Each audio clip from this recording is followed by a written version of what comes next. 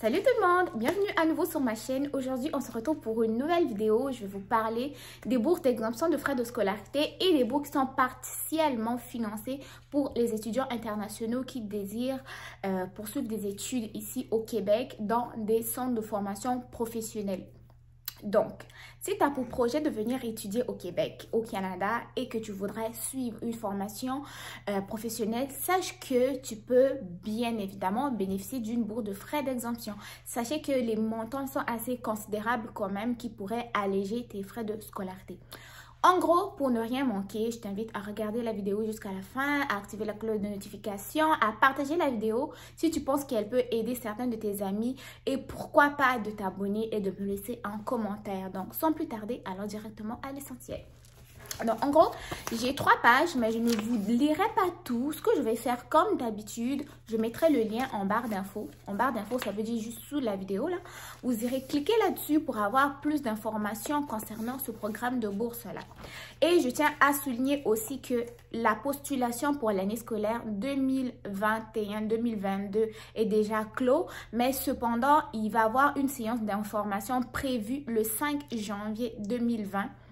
Je pense que c'est à 10 h heure de Paris, où vous pourrez vous inscrire afin de pouvoir avoir des informations sur la prochaine bourse, donc pour l'année 2022-2023. Donc, je vais quand même vous parler de la bourse.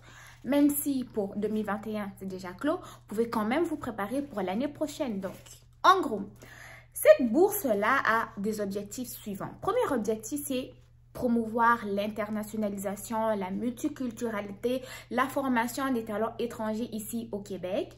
Ensuite de ça, c'est d'offrir des opportunités aux étudiants internationaux qui vont se démarquer d'une façon exceptionnelle par leur dossier académique et leur donner en même temps une opportunité de pouvoir parfaire leurs compétences ici au Québec ou dans des centres de formation professionnelle. Vous savez, le Québec a quand même beaucoup de centres de formation, que ce soit au niveau collégial, universitaire et des centres de formation professionnelle qui vont être dispersés à peu près dans toutes les villes, toutes les régions du Québec, que ce soit au niveau du nord du Québec ou dans des grandes villes métropolitaines comme Montréal ou Québec, ok? Donc, peu importe où vous choisissez d'étudier, vous allez quand même trouver un centre de formation professionnelle à proximité. Donc, au niveau des montants et des caractéristiques, sachez que c'est un programme gouvernemental d'abord, financé par le gouvernement du Québec. Et le gouvernement a octroyé à ce programme-là jusqu'à 700 000 $ en bourse d'excellence, soit 30 bourses qui sont offertes d'une façon annuelle. OK? Et ensuite, pour ce qui concerne les bourses d'exemption de frais, non, les bourses d'excellence, eux, ils vont varier entre 14 000 et 26 600 $, tout dépendamment de la durée de formation de l'étudiant. Donc, si vous avez une formation professionnelle qui va durer 2 ans, vous allez avoir un montant forfaitaire qui correspond à cette durée. Et si vous avez une formation plus longue, là aussi, vous allez pouvoir avoir un montant qui va être plus long. Donc, comme ils ont dit, le montant de la bourse dépend de la durée de formation. Je sais que vous allez encore me le redemander dans les commentaires, que si je fais une formation de 1 an, est-ce que je vais avoir le même montant que 2 ans? Non. Tu as une formation d'1 année, tu vas avoir un montant qui correspond à ta formation d'1 année. Tu as une formation de 3 ans, tu vas avoir un montant qui correspond à la durée de formation. Ensuite de ça, je l'ai déjà dit, hein, c'est un programme qui est gouvernemental, ce n'est pas un programme qui est privé. Donc, vous pouvez postuler à tout moment, mais une fois de plus, pour l'année 2021-2022, le programme est clos. Là, je vous parle de la bourse pour se préparer pour l'année 2022-2023. Donc, là, je vais vous parler des caractéristiques de chaque programme dans le programme de bourse d'excellence et le programme d'exemption de frais de scolarité. Je vais vous donner ce qui est inclus dans la bourse et ce qui est exclu de la bourse. Donc, ce qui est exclu dans ce qui n'est pas dans la bourse, qui est inclus dans ce que contient la bourse en gros. Donc, pour ce qui est de la bourse d'excellence, dans la bourse d'excellence, il est inclus donc l'exemption de frais de scolarité, la couverture médicale offerte par la Régie d'assurance maladie, ici RAMQ, ce qui veut dire que vous n'aurez pas besoin de contracter une assurance privée. Ensuite de ça, vous allez avoir une bourse qui va varier entre 14 000 et 26 600 $ selon la durée de la formation. Et ensuite de ça, vous allez pouvoir choisir... non, c'est une bourse qui est choisie pour couvrir les frais de substance de l'élève pendant sa formation. Ok, donc en gros, les 14 000 ou les 26 000, tout dépendamment de ce que vous allez pouvoir bénéficier, c'est pour vous aider comment dire, pour vous aider à survivre en fait pendant vos études.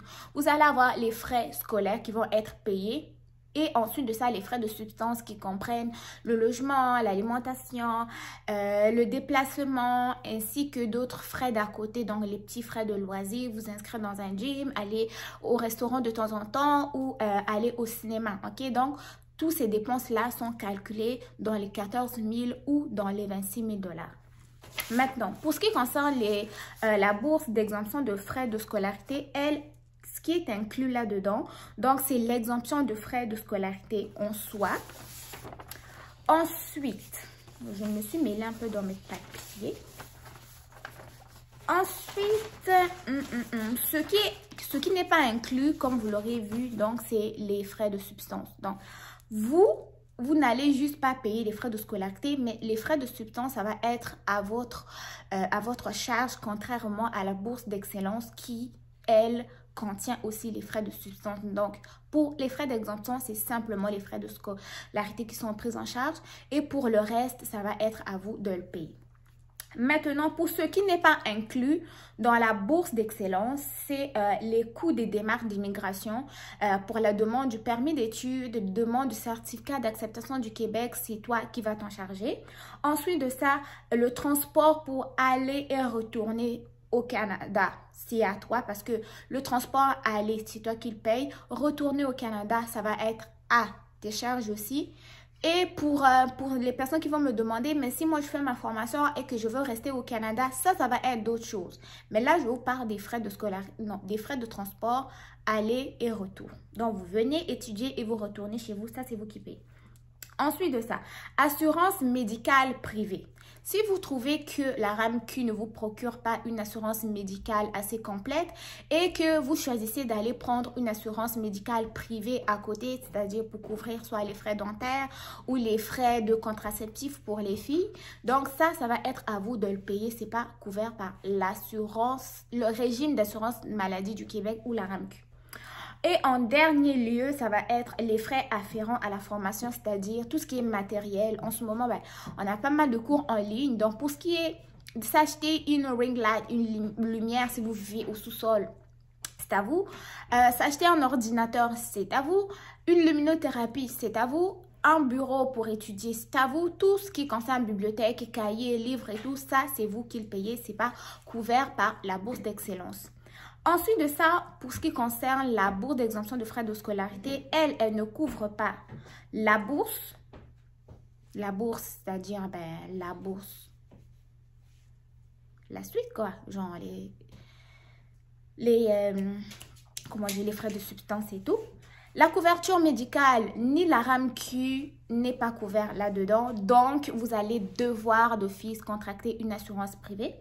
Et ensuite de ça, les démarches d'immigration ne sont pas prises en compte. Le transport aller-retour vers le Canada n'est pas pris en compte. Les frais afférents pour le matériel n'est pas pris en compte. Et on va arriver enfin à la capacité financière, la preuve de capacité financière. Première chose, pour la bourse d'excellence, vous devez démontrer que vous possédez minimum 3 000 $ canadiens. Ça, c'est pour la bourse d'excellence. Pour la bourse d'exemption de frais de scolarité, vous devez présenter une preuve de capacité financière minimum de 15 000 $.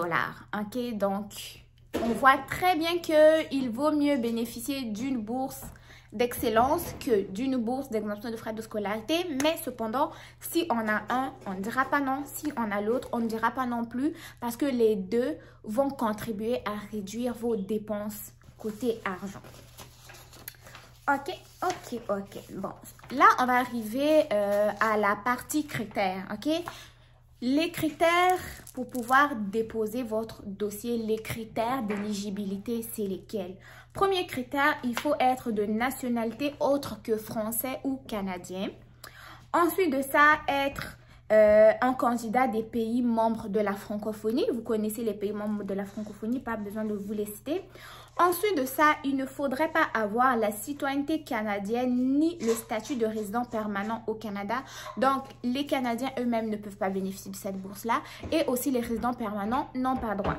En troisième point, il faut donc être à l'extérieur du Canada au moment de soumettre sa demande et jusqu'à l'annonce des candidatures sélectionnées. Donc, si vous êtes au Sénégal, vous pouvez déjà le faire. Pas besoin d'être au Québec ou au Canada. Et vous devez être âgé de plus de 18 ans parce qu'il n'y a pas d'âge supérieur.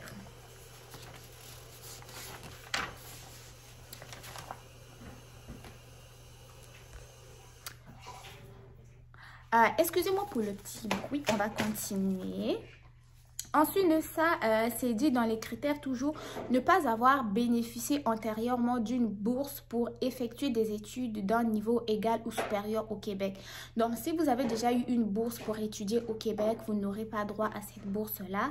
Et enfin, vous devez obligatoirement avoir la capacité financière demandée tant au niveau de la bourse d'excellence qu'au niveau de la bourse d'exemption de frais de scolarité. Maintenant, quelle est la marche à suivre pour pouvoir participer au concours?